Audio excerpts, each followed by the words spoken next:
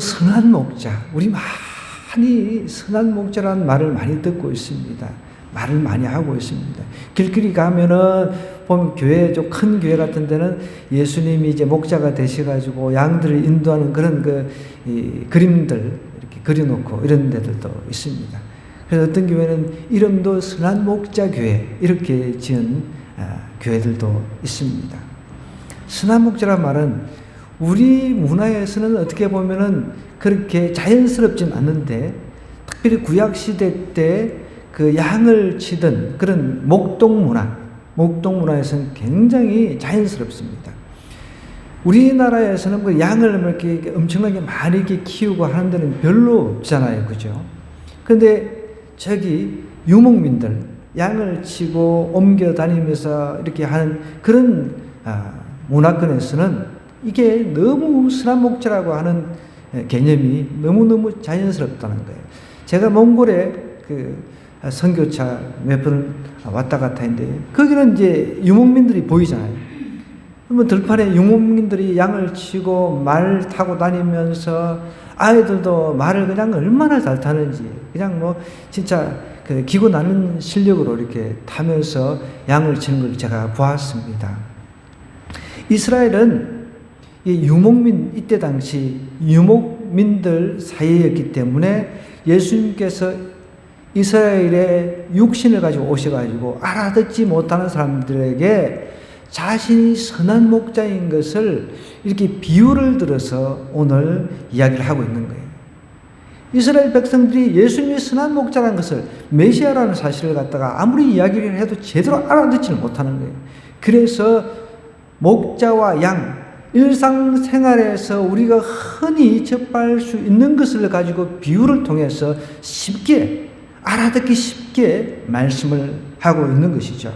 그러면 예수님께서 이 선한 목자에 대해서 이야기를 하고, 선한 목자는 특징이 있는데요. 목자라고 해서 다 목자가 아니죠. 선한 목자의 특징인데 양들을 잘 알고 인도를 한다는 거예요. 오늘 7절에서 9절의 말씀 우리 한번 가보겠습니다. 7절에서 9절, 그럼 11절 이렇게 한번 쭉 눈으로 한번 보겠습니다. 그러므로 예수께서 다시 이르실 때 내가 진실로 진실로 너에게 말하노니 나는 양의 문이라. 나보다 먼저 온 자는 다 절도요 강도니 양들이 듣지 아니하였느니라. 내가 문이니 누구든지 나로 말미암아 들어가면 구원을 받고 또는 들어가며 나오며 꼴을 얻으리라. 도둑이 오는 것은 도둑질하고 죽이고 멸망시키려는 것뿐이요 내가 온 것은 양으로 생명을 얻게 하고 더 풍성히 얻게 하려는 것이라. 나는 선한 목자라. 선한 목자는 양들을 위하여 목숨을 버리거니와. 그랬습니다. 여러분, 양들을 우리가 특별한 곳 아니고서는 한국에서는 보기가 어려운데, 아까 전에 제가 서두에 말씀드렸듯이 제가 몽골에 갔을 때는요, 양들을 그렇게 많이 보았습니다. 양고기도 직접 먹어봤어요. 양을 잡는데 양이 고통 없이 죽이는 방법도 제가 비디오로 찍어서 왔습니다. 그래서 제가 노트북에 가지고 있는데 다음에 기회가 되면 보여드릴게요. 그러니까 양이 고통을 당하지 않도록 이렇게 밑으로 해가지고, 배 밑으로 해가지고 안으로 손을 쑥 집어 넣어가지고 거기서 그 생명줄을 따버리더라고요. 특이해요. 고통을 안 주게. 그렇게 죽여서 그 양고기를 제가 먹어보았습니다. 근데 선한 목자라고 하는 것은 양의 특성을 잘 알고 있다는 거예요. 양이 얼마나 약한지, 양이 우둔하고 여러 가지 약한 것을 잘 알고 있다는 거예요. 양은 목자가 제대로 길을 인도를 해주지 않으면은, 그냥 앞에 대장 양이 있다 그러면은 절벽을 간다 그러면 똑같이 따라가서 다 그냥 떨어져 죽는 거죠. 그래서 양의 특성을 누구보다도 잘 아는 분이 선한 목자 되신 우리 예수님이라는 사실을 예수님이 비유를 통해서 이야기를 하고 있다는 거죠. 여러분, 우리는 양의 입장에서 지금 예수님을 바라봐야 됩니다. 우리는 예수님이라고 하는 하나님이 우리의 삶을 인도해 주지 아니하시면 우리는 아무것도 할 수 없다는 것을 오늘 성경을 통해서 예수님이 구약시대 때도 이야기를 하시고 신약시대 때도 이야기를 하고 계신다는 거죠. 양들을 잘 알지 못하면 양을 인도를 할 수가 없어요. 양의 개별적인 접촉, 양과의 개별적인 접촉을 통해서 그 특징들을 다 파악하고 있다는 것을 예수님께서 이야기를 하고 있습니다. 예수님께서 여러분 각자의 그 특징들, 한 사람 한 사람의 특징들 다 알고 계신다는 거예요. 자, 그러면은 이걸 도대체 우리가 어떻게, 예수님이 우리를 어떻게 자세하게 알고 있는지 성경이 이야기를 하고 있는데, 성경을 한번 찾아보겠습니다. 시편 말씀입니다. 139편. 시편 139편 우리 한번 찾아볼게요. 139편 139편 1절부터 10절로 가보겠습니다. 이 구약시대 때 여러분 그 여호와는 나의 목자시니 다윗이 쓴 시편 우리가 다 알고 있잖아요. 목자, 여호와는 나의 목자, 하나님 나의 목자, 나를 잘 알고 계신다는 것을 이미 시편을 통해서 누누이 이야기를 하고 있거든요. 139편도 더 자세하게 설명을 하고 있습니다. 1절부터 10절의 내용을 한번 보겠습니다. 여호와여, 주께서 나를 살펴보셨으므로 나를 아시나이다. 이것은 아신다라고 하는 것은, 여기서 아신다라고 하는 것은 여러분 전인격적으로 아신다는 거. 우리의 머리털부터, 여러분 기계가 이 머리털을 다 셀 수 있겠습니까? 머리털을 다 셀 수 있고 우리의 마음의 생각까지 다 아신다는 거예요. 주께서 내가 앉고 일어섬을 아시고 멀리서도 나의 생각을 밝히 아십니다. 내가 지금 무슨 생각, 내가 지금 이 자리에 앉아서 집에 그 가스레인지 안 끄고 왔는데 이 생각하는 것조차도 하나님께서 아신다는 거예요. 나의 모든 길과 내가 눕는 것을 살펴보셨으므로 나의 모든 행위를 익히 아시오니, 하나님께서 나의 모든 행위를 익히 아신다는 거예요. 그래서 신약시대에 이제 종교개혁자들은 코람데오라는 표현을 썼습니다. 하나님 앞에서 내 모든 생각과 내 모든 행동을 다 하나님께서 다 아시기 때문에 내가 하나님 앞에 있다라고 한다면 늘 내가 행동이 조심스러울 수밖에 없다는 것입니다. 나의 모든 행위를 익히 아시오니 여호와의 내 혀의 말을 알지 못하시는 것이 하나도 없으신, 내가 기도하는, 신이 기도하는 것 다 하나님께서 아신다는 거예요. 여러분, 우리의 마음이 고통스러운 것 하나님께서 다 알고 계십니다. 주께서 나의 앞뒤를 둘러싸시고 내게 안수하셨다 그랬습니다. 이 지식이 내게 너무 기이하니 높아서 내가 능히 미치지 못하나이다. 내가 주의 영을 떠나 어디로 가며 주의 앞에서 어디로 피하오? 하나님 앞에 우리는 피할 곳이 없는 거죠. 내가 하늘에 올라갈지라도 거기 계시며, 서울이라고 하는 곳은 구약시대 때 그 음부를 말합니다. 죽어서 가는 곳으로 다 이해를 합니다. 오늘날 이제 지옥의 개념하고는 조금은 거리감이 있기는 하지만, 이제 이 서울이라고 하는 것은 구약시대 때 죽었던 사람들이 다 가는 곳으로 이해를 했거든요. 내가 하늘에 올라갈지라도 거기 계시며 서울에 내 자리를 펼지라도 거기 계시니이다. 내가 새벽 날개를 치며 바다 끝에 가서 거주할지라도 거기서도 주의 손이 나를 인도하시며 주의 오른손이 나를 붙드시리이다. 어디를 가더라도 하나님이 자신의 생각, 모든 행동을 다 지켜보고 계시며 또 행동 하나 지켜보실 뿐만 아니라 그의 삶 전체를 하나님께서 인도하신다는 신의 고백입니다. 자, 본문으로 다시 이제 돌아갑니다. 하나님은 우리 양들의 습성들, 우리가 얼마나 그 죄 중에 태어나서 죄를 범하고 죄에 넘어지고 연약해서 또 넘어졌다가 일어섰다가 이렇게 하는지 우리 하나님, 선한 목자 되신 하나님은 너무너무 잘 알고 계신다는 거예요. 잘 아니까 잘 아시는 분이 양을 인도를 하는 거예요. 이 양들 이렇게 보면 보통 이제 조그만 우리도 있고요. 또 연합해가지고 큰 우리가 있는데 이 양들은 특별히 보니까 주인의 음성을 잘 또 알아들어요. 제가 꽤 오래 전인데 다큐를 하나 봤는데 이 이스라엘인가 어딘가 이 목동이 양을 인도하는 그런 내용의 다큐였어요. 근데 보니까 참 재미있는 것은 이 한꺼번에 양들을 갖다가 이제 막 여러 목동들이 이제 쭉 자기 양들도 있을 것 아니에요. 단체로 이렇게 양들을 갖다가 이제 양우리에 인도를 하는데, 근데 집집마다 자기 양을 다 알고 있잖아요. 근데 이 양 한 마리가 엉뚱한 우리를 들어갔어. 엉뚱한 우리를 들어갔는 거예요. 워낙 양이 많으니까 이 집 양, 저 집 양 다 섞여 있을 것 아니에요.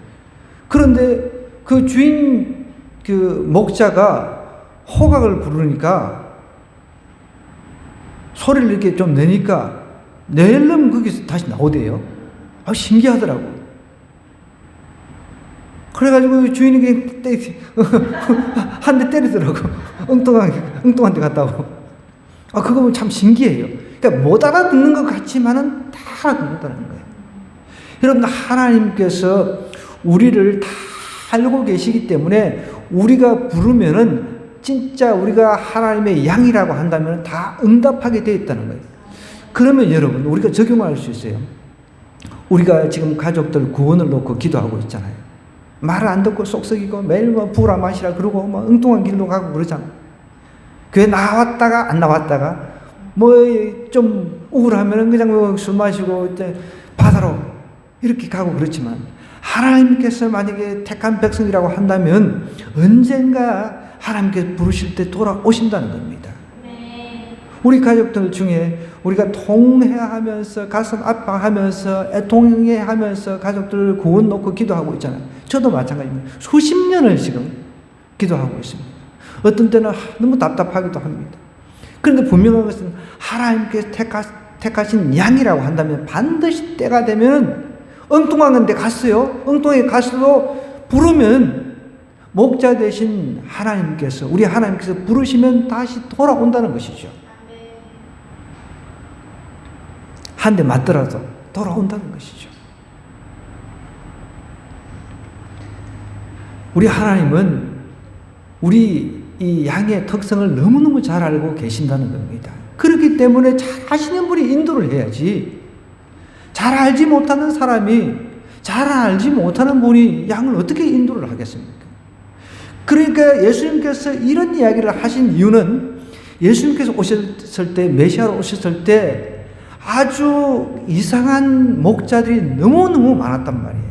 우선은 종교 지도자들부터 시작해서 대제사장, 제사장부터 시작해서 바리새인들, 사두개인, 그 다음에 또 에세네파, 그때 3대 지파가 있었는데, 이런 나름대로 종교 지도자들이라고 하는 사람들부터 시작해서 또 정치 지도자들부터 시작해서 리더다, 자칭 목자라고 하는 사람들이 있었는데, 그 목자들이 다 가짜 싹군 목자라고 지금 예수님께서 비유하시면서 자신의 참 목자, 양을 제대로 알고 제대로 이끄는 목자라는 것을 지금 비유로 말씀을 하고 있는 것입니다. 선한 목자는 여러분, 양들을 잘 알아야 돼요. 양을 모르는데 어떻게 인도를 합니까? 엉뚱한 데로 인도를 하는 거죠. 잘못된 길로 인도를 한다는 거예요. 지금 예수님께서 오셔서 종교 지도자들부터 시작해서 정치, 그때 당시, 그리고 잘 사는 최상위 그 계층에게 이렇게 따끔하게 이야기를 하고 있는 것입니다. 볼까요? 또 이 선한 목자의 특징이 있는데 우리 10절로 한번 가보겠습니다. 10절에 도둑이 오는 것은 도둑질하고 죽이고 멸망시키려는 것뿐이라고 했습니다. 예수님께서 이제 온 것은 양으로 생명을 얻게 하고 더 풍성히 얻게 하려는 것이라. 참 듣기에 불편할 수 있는데 바리새인들이 사실은 도둑이라는 거예요. 예수님께서 지금 대놓고 이렇게 이야기, 니네들 도둑이라 아니라 알아들으라는 거예요. 자신은 문이라고 그랬습니다. 양우리가 있으면 여러분 문이 있잖아요. 문은 하나밖에 없는 것이죠.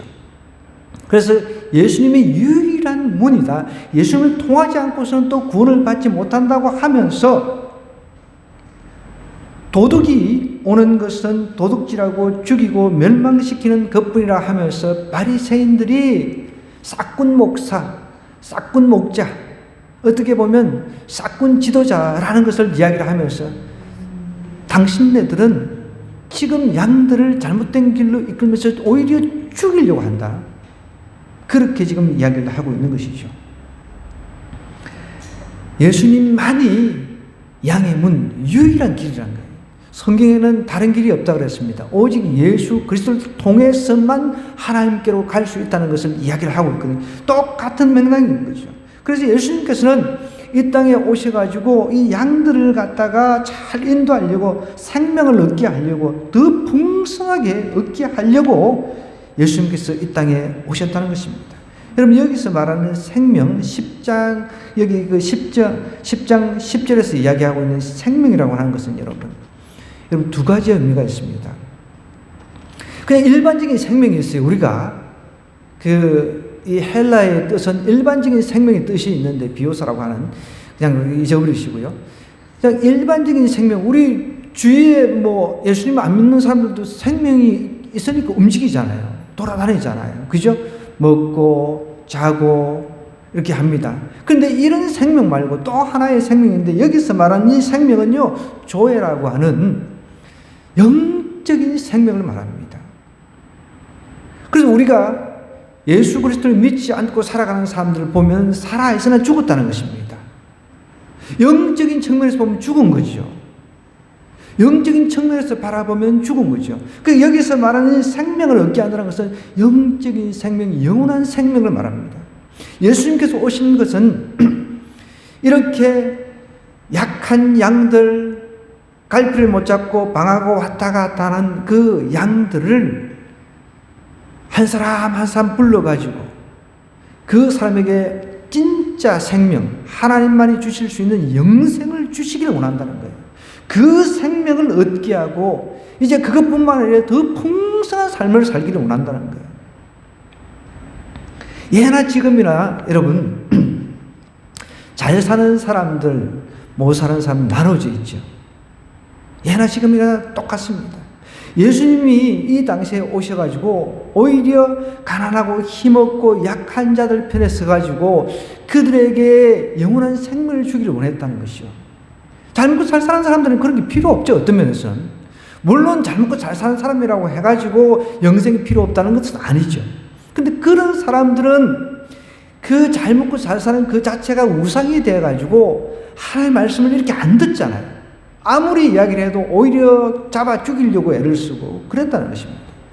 최근에도 제가 어저께인가 뉴스를 보니까 서울의 어떤 아주 유명한 아파트, 서울에 진짜 뭐 엄청난 뭐 비싸고 뭐 좋은 아파트들 많잖아요. 그때 보니까 그 뭐 이렇게 쭉 공고가 나왔는데 그 아파트 있는 그 사람들끼리 교제해서 결혼할 수 있도록 하자 이렇게 했나 봐요. 그러니까 이제 이게 이제 뉴스거리가 돼가지고 아니 너무 좀 심하다. 그게 뭐가 뭐 잘못됐냐? 뭐 우리끼리 뭐 잘못 잘 사람들끼리 어느 정도 레벨도 맞고 이제 그러니까 뭐 거기서 남녀가 이렇게 만나가지고 결혼하면 얼마나 좋냐? 이건 너무 좀 한쪽에 여러분은 어떻게 생각하십니까? 자, 여러분 각자의 생각은 다 있을 겁니다. 예수님 당시에도 보면은 이 기득권층이 있었단 말이에요. 기득권층. 기득권층은 메시아로 오신 이 예수님이 탐탁지가 않았단 말이에요. 그런데 오히려 소외받고, 우리는 여러분, 소위 뭐 1%, 뭐 10%, 뭐 이런, 우리 속하는 사람 아무도 없잖아요. 그죠? 우리는 그런 아파트에 살지도 않을 뿐더러, 우리는, 저도 예전에 근교에 있을 때는 그런 아파트 신방을 자주 갔거든요. 근데 너무 불편하더라고요. 갈 때마다 막, 여러분, 제가 수첩 꺼내가지고 주민등록증까지 제가 내고 들어갔었어요. 그래가지고 제가 그 집사님한테, 아유, 그 집사님 저를 만나가지고, 목사님 자주 놀러 오세요. 아이고, 제가 안 갈랍니다. 뭐, 들어갈 때 뭐, 경비실에서 주민등록증까지 내놓으라 그래가지고, 자기가 이야기하겠다. 아유, 제가 싫다고. 너무 복잡하고 싫다고. 우리, 여러분, 제가 살고 있는 집은 그냥 비밀번호도 없어요. 그냥 쑥 들어와요. 얼마나 좋은지 몰라요. 이때 당시에도 기득권층이 있었단 말이죠. 기득권층은 예수님을 오히려 거부를 했습니다.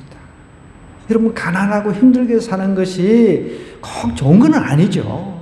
그렇지만 영적인 측면에서 보면 가난하고 힘들게 사는 것이 마음이 가난하기 때문에 예수 그리스도를 더 빨리 영접할 수 있는 그런 확률적으로 보면은 더 높다는 것이죠.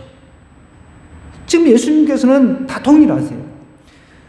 기득권층 그 사람에게도 바리새인이라든지 사두개파, 그 다음에 에세네파부터 시작해서 그리고 대제사장 그룹, 제사장 그룹, 하나님께 동일하게 사랑하십니다.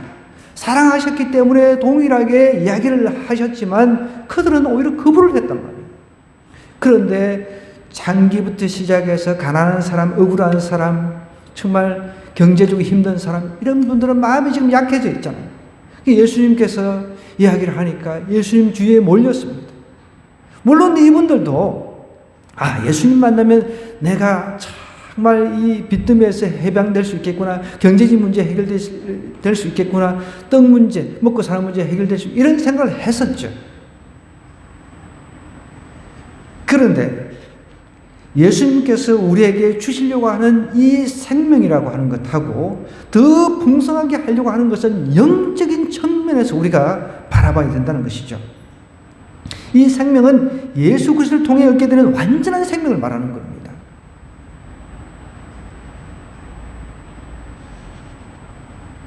우리는 예수 그리스도께서 우리에게 주시고자 하는 이 풍성한 영적인 양식에 집중을 해야 된다는 거예요. 예나 지금이나 그냥 영적인 풍성함보다는 내가 예수님 믿어서 부자 되고 잘 먹고 잘 살고 그래서 내 청이, 내 레벨, 내 삶의 레벨이 중산층, 그 다음에 아까 전에 이야기했던 그 완전히 소위 1% 레벨에 들어가서 거기서 우리 자녀들 결혼할 때도 똑같은 거의 동일한 급 애들 만나서 기득권을 계속 유지하기를 원하는 그런 층. 물론 그런 층 중에서도 예수 믿는 사람이 나오겠죠. 그런데 여러분, 예수님께서 이 땅에 오셔서 생명, 더 풍성한 삶을 이야기하신 것은 그런 것이 아니라는 거예요. 그런 것이 아니라는 겁니다. 오해하지 말아야 됩니다. 풍성한 삶이라고 하는 것은 영적인 풍성함을 이야기를 하는 겁니다. 예전에 여러분 한 번쯤은 보신 분도 있을 텐데, 빙점, 미우라 아야코 여사, 저도 그 드라마로 나온 거 그때 한번 봤었습니다. 오래된 이 빙점인데, 이게 오래된 드라마인데 영화로도 아마 나왔을 겁니다. 이 일본 여사인데, 미우라 아야코 여사는요, 빙전, 그 다음에 길은 여기, 이 질그리스에도 등 많은 주옥 같은 작품을 쓴 사람입니다. 근데 이 자매는요, 평생 갖가지 질병으로 고생을 하셨어요. 평생. 그런데 이분이 쓴 시가 굉장히 감동적입니다. 한번 들어보세요.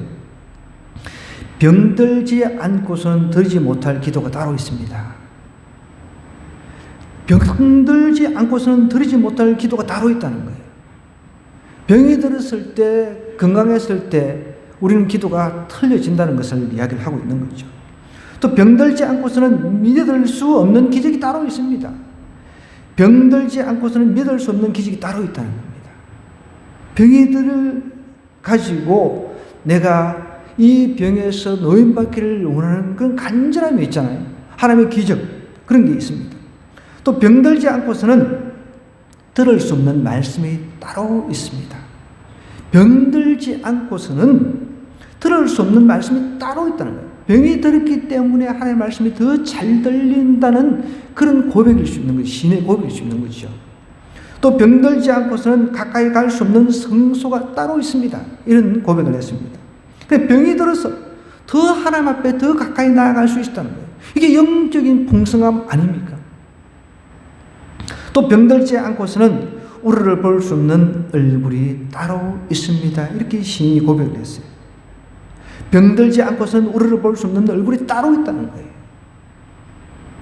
병이라고 하는 그 하나님 주신 그 잠시 동안의 그 아픔을 통해서 하나님을 깊이 바라본 거죠. 욥처럼. 욥이 병들었을 때, 몸을 끓고 있을 때 친구들이 와서 위로를 했지만 그 위로가 되지 않았습니다. 그런데 그 질병을 통해서, 그 고통을 통해서 하나님을 이제 눈으로 봤다라는 고백을 했습니다. 미우라 아야코 여사도 마찬가지입니다. 자신의 그 수많은 질병들을 통해서 드리지 못할 기도가 따로 있다고 고백을 했고, 믿을 수 없는 기적이 따로 있다고, 들을 수 없는 말씀이 따로 있다고, 또 가까이 갈 수 없는 성소가 따로 있다고, 우리를 볼 수 없는 얼굴이 따로 있다고 고백을 했다는 거죠. 그래서 마지막으로는, 마지막 구절에는 이렇게 이야기를 합니다. 이 시인은 병들지 않고서는 난 인간이 될 수조차 없습니다. 이런 고백으로 끝을 맺었어요. 이 시가 정말 저는 너무 이분의 그 영성, 이분의 영적인 깊이는 정말 탁월하다. 병이 들었기 때문에 병들지 않고서는 나는 인간이 될 수조차 없었다고 고백을 하는 거죠. 병이 결국은 인간 실존에 더 깊이 다가갔다는 거죠.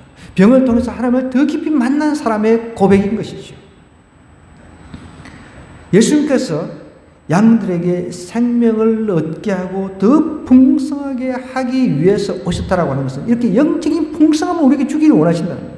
근데 예수님 당시에 예수님이 집회를 하시고 할 때 사람들이 기적을 베풀어 주니까 그냥 아이고 이거 진짜 이분 따라다니면 나는 한 자리 하겠구나. 제자들뿐만 아니라 이분 따라다니면 나는 먹을 것 경제 문제 해결되겠구나. 또 건강 문제 해결되겠구나. 이런 것에만 집중을 했다는 겁니다. 근데 예수님께서 이렇게 얘기를 하는 거예요. 예수님께서 생명을 얻게 하고, 그건 단순 이미 생명들 다 있는데 그 생명은 예수님을 통해서 영원한 생명을 주기를 원하고, 그 영원한 생명 안에서 같이 있는 것, 더 풍성한 영적인 것을 주기를 원하신다는 거예요.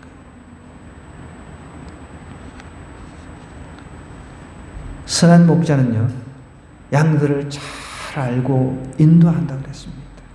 선한 목자는요, 양들에게 생명을 얻게 하고 더 풍성하게 한다는 거예요.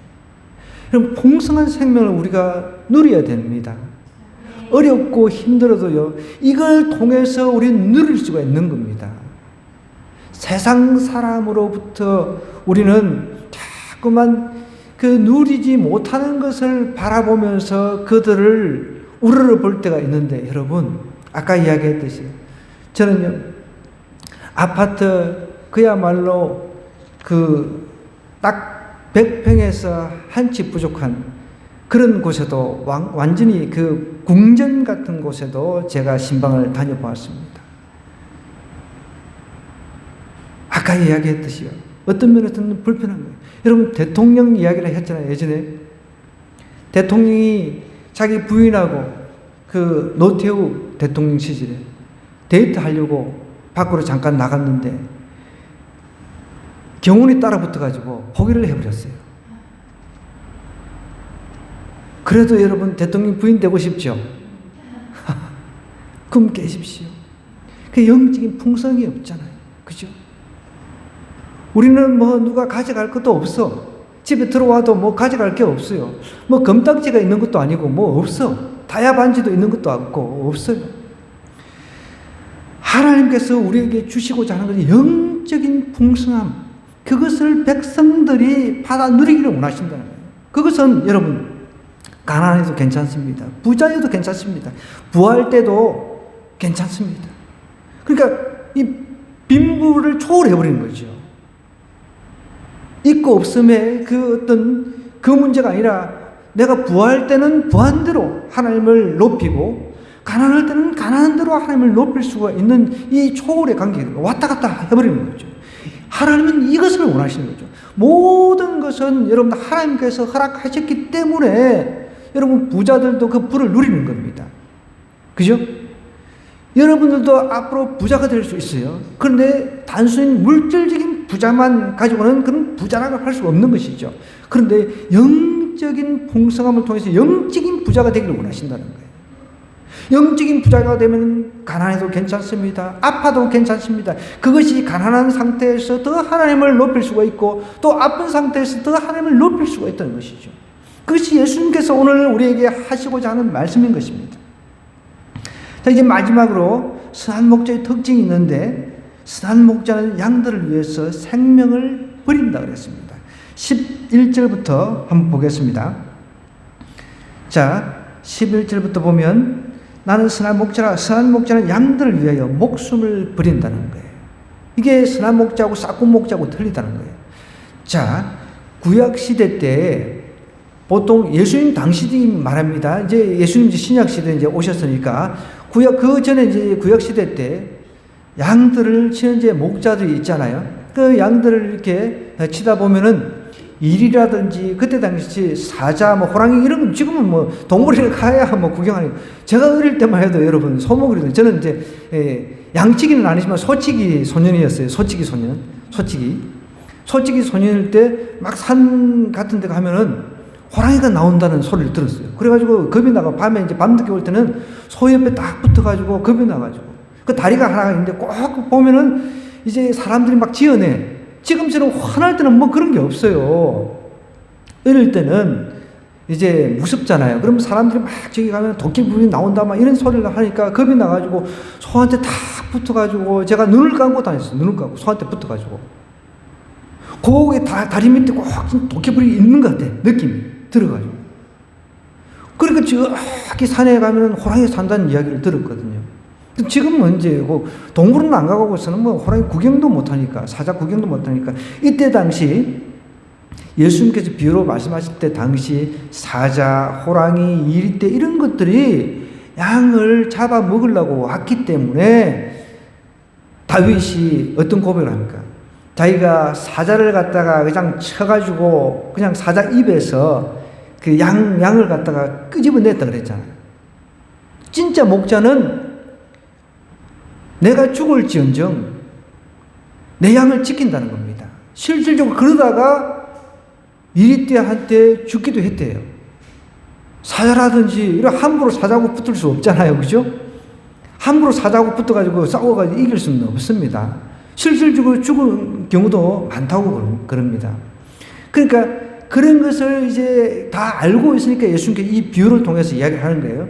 그러니까 자신은 선한 목자이기 때문에 선한 목자는 양들을 위해서 목숨을 버린다는 거죠. 그런데 보통 이제 그 양들을 치는데 돈을 주고 이거 좀 우리 양을 좀 맡아달라 이런 그 목자들 같은 경우는 이제 품꾼이죠. 품꾼. 돈을 받고 일을 하니까 돈을 받고 일을 하다 보니까 뭐 사자가 오면 에이 내 몰라 나 모르겠다. 내 목숨이 더 아깝지 나 몰라. 내가 또 도망간다는 거죠. 그 지금 예수님께서 비유하고 계시는 것은 무엇입니까? 니네들은 싹군이다.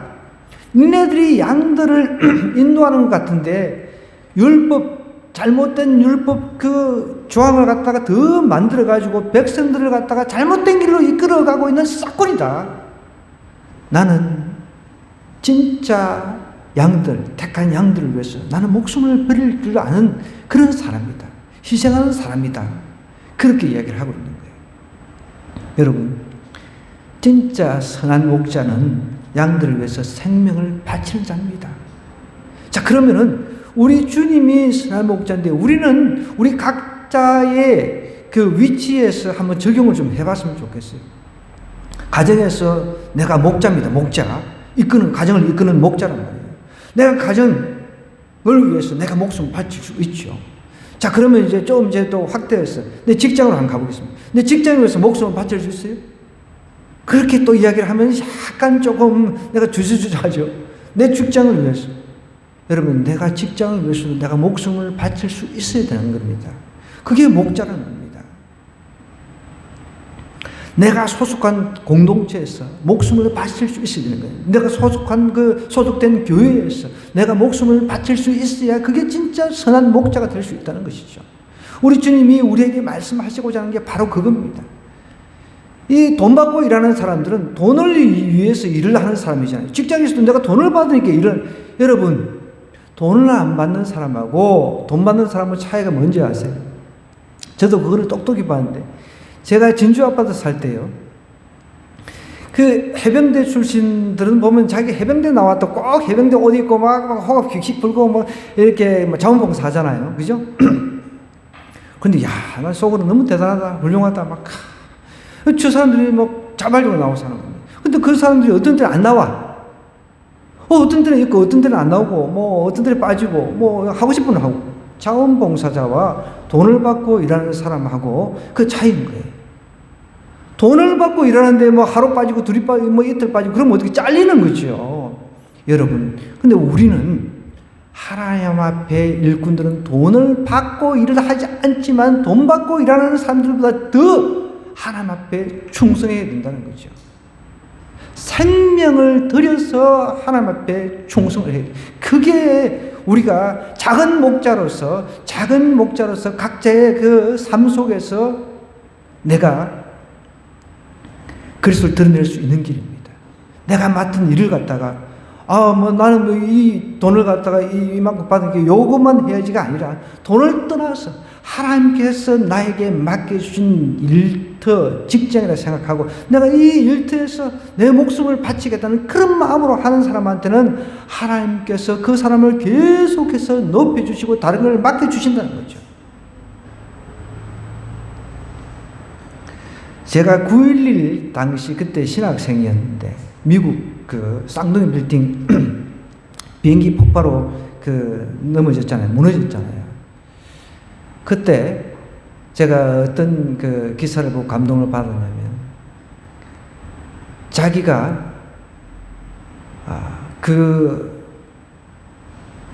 거기서 그 빌딩에서 일을 하던 사람인데 자기가 이제 계단을 타고 피해 내려오는데 20대 이제 뭐 한두 살 정도 돼 보이는 소방수가 자기를 바라보면서 자기 같은 사람들을 비신시키려고 올라오고 있다는 거예요. 결국은 그 소방수는 자기의 목숨을 버리러 올라온 거죠.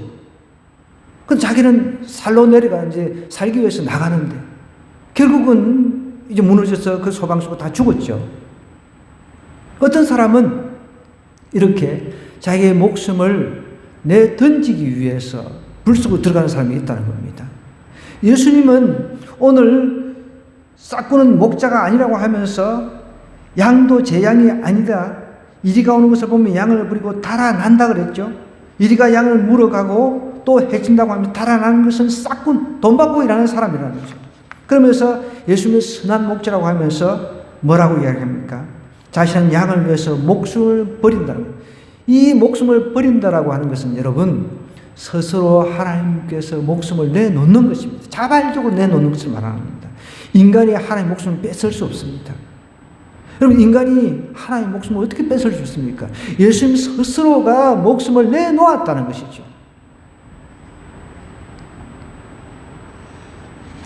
단 하나뿐인 생명을 양들을 위해서 내놓았다는 것입니다. 저는 그 9.11 그 장면에서 그 남은 사람이 이제 나이가 좀 드는 사람이에요. 직장생활을 하는 사람이니까.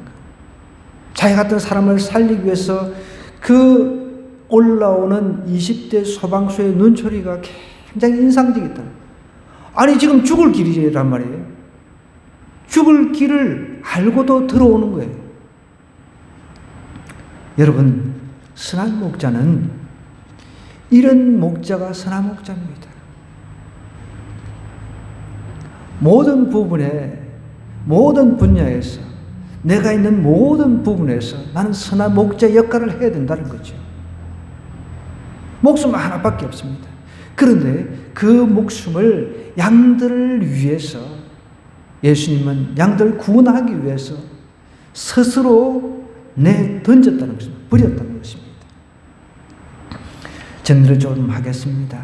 여러분, 선한 목자, 우리 삶 속에서 우리의 진짜 목자는 예수님이죠. 그분은 저와 여러분들 구원하기 위해서 자신의 그 목숨을 우리를 위해서 주셨어요. 자, 그러면 우리도 이거 받고 그냥 땡이 아니라 내 삶 속에서 이것을 적용을 해야 됩니다. 목숨을 걸고서 직장 생활하고 또 우리 학생들은 학교에서 공부하고 가정주부는 목숨 내놓고 가정 구원을 위해서 그렇게 가정 선교사로서 그렇게 행동을 해야 된다. 내가 목숨 내걸고 기도하면서 내 가정 구원하겠다. 그 모든 분야에 목숨 내놓고 하는 거죠. 그게 목자라는 거죠. 그럴 때 기적의 역사가 일어납니다. 우리 주님은 우리를 너무너무 잘 알고 계십니다. 연약한 부분 잘 알고 있습니다. 양들처럼 양을 비유해가지고 넘어지는 거 잘 알고 있습니다. 그럼에도 불구하고 우리를 분명히 인도해 주신다는 거예요. 늘 24시간 우리를 지켜보고 계시고 인도하고 계십니다. 우리가 그걸 모를 뿐이죠. 우리가 그것을 확실히 안다면은 목숨이 뭐가 두렵습니까? 이미 우리 주님께서 우리에게 영생을 주셨어요. 그리고 그 영생 가운데 그냥 대충 사는 것이 아니라 더 풍성한 영적인 삶을 살 수 있도록 하나님께 또 우리에게 베풀어 주셨습니다. 은혜를 베풀어 주셨습니다. 그러면 이제 내가 내 삶 속에서 이미 다 받았어요. 영적인 그런 풍성함, 그리고 영생, 우리 주님이 다 알고 계시니까 내 삶 속에 뭐 두려운 게 뭐가 있습니까? 주님이 늘 나와 함께 하시고, 그럼 내 삶 속에서 직장이든 또 가정이든 어느 분야든 목숨 바쳐서 일한다. 그러면은 하나님께서 그래 착하고 충성된 종아 이러면서 우리가 앞으로 천국 갈 때 주님께서 우리 각자를 다 불러서 칭찬하실 것입니다.